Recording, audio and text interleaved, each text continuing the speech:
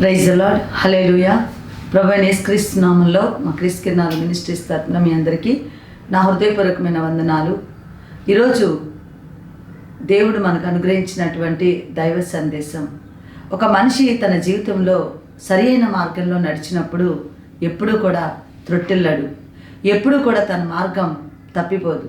అయితే దేవుని మార్గంలో నడవటానికి దేవుడు ఈరోజు ఒక చక్కని వాక్యం ద్వారా మనతో ఇలా మాట్లాడుతున్నారు. సామెతల గ్రంథం 4వ అధ్యాయం 12వ వచనం ద్వారా ప్రభు ఇలా మాట్లాడుతున్నారు.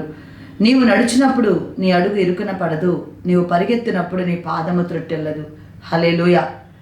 దావీదు మహారాజు యొక్క కొడుకైన సొలొమోనుకు దేవుడు విశేషమైన జ్ఞానం ఇచ్చారు.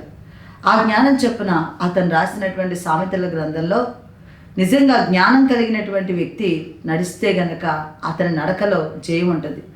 జ్ఞానం అంటే ఎక్కడి నుండి వచ్చింది? అది పైనుండి వచ్చే జ్ఞానం, దేవుడు అనుగ్రహించే జ్ఞానం. మనుషుల నుండి, లోకం నుండి వచ్చే జ్ఞానం మనిషిని పాపపు మార్గంలో, లోకపు మార్గంలో నడిపిస్తూ ఉంటుంది. కానీ దేవుని జ్ఞానం కలిగిన వాడు దేవుని యొక్క మార్గాన్ని తెలుసుకోగలుగుతాడు, తన జీవితంలో విజయవంతంగా నడవగలుగుతాడు.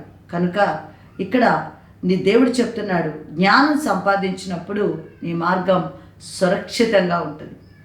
అయితే జ్ఞానం ఎలా వస్తుంది అంటే దేవుని వాక్యానికి విధేయత చూపమని పేతురు రాసినటువంటి పత్రికలో మనం చదువుతాం. వాక్యానికి విధేయత చూపినప్పుడు ఆ వాక్యం ద్వారా దేవుని యొక్క ఆజ్ఞలేంటో తెలుసుకొని ఆజ్ఞల మార్గాన్ని మనం నడవగలుగుతాం.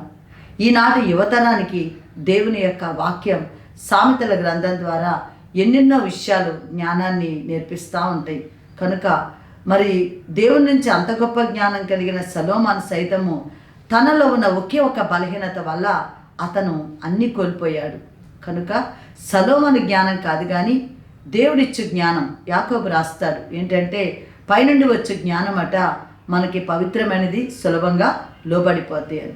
కాబట్టి ఈ ఉదయకాల సమయంలో ప్రతి ఒక్కరూ, ముఖ్యంగా ఈనాటి యువతరానికి కూడా నేర్చుకోవాల్సింది దేవుని జ్ఞానంలో నడిస్తే గనక నువ్వు నడిచినప్పుడు నీవెక్కడా కూడా నీ పాదము త్రొట్టెల్లదు, నీ అడుగు ఇరుకున పడదు.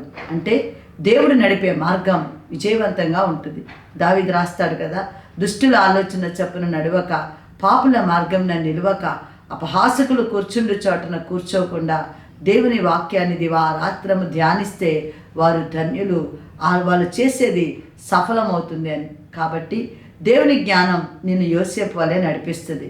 దేవుని జ్ఞానం ఒక దానియేలు వలె, షడ్రక మెషక అబేద్నెగోల వలె వారికి ఉన్న ఆ జ్ఞానం బబులోను దేశంలో వారు చెరలో ఉన్నప్పటికీ కూడా వాళ్ళకి దేవుడు అనుగ్రహించిన ఆ జ్ఞానం ద్వారా వాళ్ళు ఎంతో గొప్ప జయాన్ని పొందారు. కాబట్టి ఈనాటి యువతరానికి కానీ అన్ని రకాల ప్రజలకి కూడా జ్ఞానం నేర్పించేది వాక్యమే. కనుక దేవుని వాక్యాన్ని విశ్వసించుదాం, వాక్యాన్ని నమ్ముదాం, వాక్య ప్రకారంగా నడుచుకుందాం, వాక్యానికి విధేయత చూపుదాం. అట్టి కృప దేవుడు మనందరికీ దయచేయను గాక. ఆమేన్. ప్రార్థన చేసుకుందాం. పరిశుద్ధుడా, ప్రేమ కలిగిన మా తండ్రి, నీ పరిశుద్ధ నామం నాకు వందనాలు, స్తోత్రములు నాయన. ఈ ఉదయకాల సమయంలో నీవు ఇచ్చినటువంటి వాక్య సందేశాన్ని బట్టి స్తుతిస్తున్నాం అయ్యా. బంగారం కంటే, వెండి కంటే అమూల్యమైనది జ్ఞానము, నీ జ్ఞానము తండ్రి. కనుక ఈ వాక్యం వింటున్న ప్రజలకును అలాగే సమస్త ప్రజలకి కూడా దైవ జ్ఞానము దయచేయండి.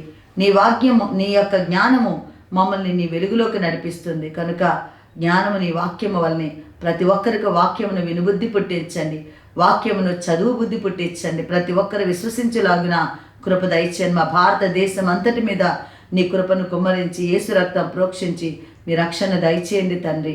మమ్మల్ని అందరినీ ఆశీర్వదించి దీవించండి. ఈ దినదీవుల దిన ఆశీర్వాదాలు అందరికీ దయచేయండి. ఈ వాక్యం వింటున్న బిడ్డలందరిపై నీ కృప నుంచి అయ్యా నీ మార్గంలో నడిపించండి. ఏ ఒక్కరి పాదము త్రొట్టెల్లక, పాపములో, చీకటిలో, శోధనలో పడనివ్వక, కీడులో పడనివ్వక, కాపాడేటటువంటి నీ వాక్యపు వెలుగులో ప్రతి ఒక్కరిని నడిపించమని, ప్రతి ఒక్కరికి అట్టి విధేయతను అందరికీ దయచేయమని మహిమ, ఘనత, ప్రభావములు నీకు ఆరోపిస్తూ యేసుక్రీస్తు పరిశుద్ధ నామములో ప్రార్థిస్తున్నాం తండ్రి. Amen, amen. అందరికీ వందనాలు. God bless you.